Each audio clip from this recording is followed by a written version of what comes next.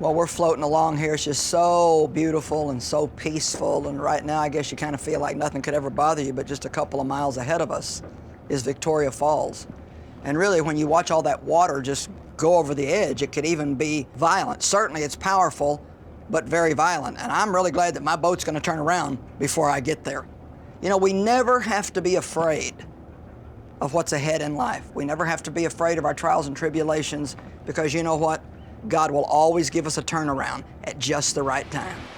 Jesus said, in the world you will have tribulation, but he said, cheer up.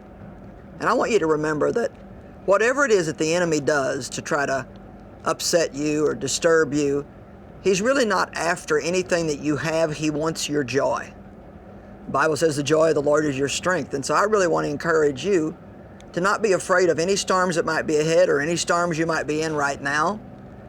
Even the things that maybe you've gone through. Don't just keep hanging on to them in your thoughts and your words, but let go of the things that lie behind and press on to the good things that God has ahead for you. You know, God's never promised us a trouble-free life. He's never said that there won't be good times as well as bad times. And the Apostle Paul said in Philippians 4 that he had learned how to be content, whether he was abased or abounding, whether he had plenty or whether he was in need. And, you know, I think that we can learn how to be content whether we're just floating down the river of life, enjoying a sunny ride, or whether we feel like we've just fallen off a cliff and don't know exactly what's going to happen next.